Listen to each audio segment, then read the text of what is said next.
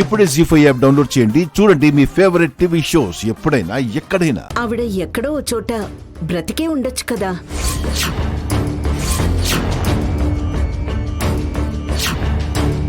బ్రతికున్న మనిషికి వర్ధంతి ఎలా చేస్తున్నారు? తప్పు కదా.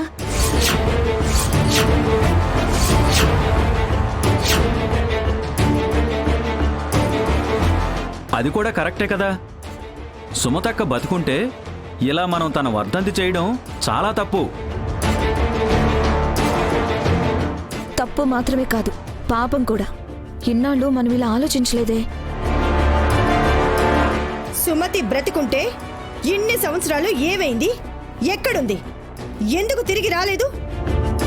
రాలేని పరిస్థితిలో ఉండిపోయిందేమో, రావాలనుకున్నా రాలేకపోయిందేమో.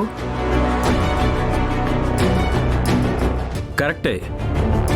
కారు ప్రమాదంలో గాయపడి సుమతక్క గతం మర్చిపోయిందేమో, ఎక్కడైనా ఇరుక్కుపోయిందేమో.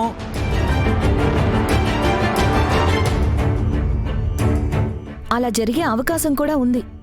గతం మర్చిపోయి చాలా సంవత్సరాల తర్వాత మళ్ళీ అంతా గుర్తొచ్చి తిరిగొచ్చిన వాళ్ళ గురించి నేను విన్నాను.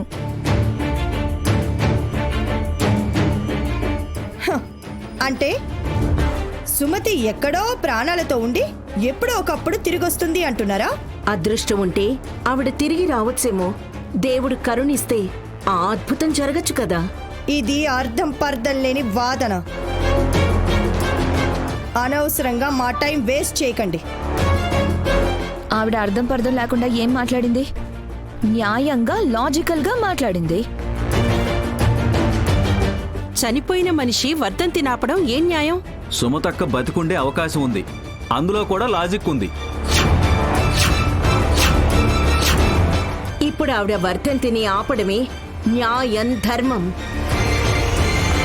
సుమతి చనిపోయిందని చట్టం చెప్పింది, మేము దాన్ని ఫాలో అవుతున్నాం. మీరేమో మధ్యలో వచ్చి న్యాయం, ధర్మం అంటున్నారు. చట్టం చెప్పిందే నిజం కాదు. న్యాయం, ధర్మం కూడా ఆలోచించాలి. అంటే మేము నమ్మిన చట్టానికి మీరు చెప్తున్న న్యాయం, ధర్మానికి పోటీ పెడుతున్నారా? మీరు చెప్పింది రైట్ అని తీర్పిస్తున్నారా? అవును.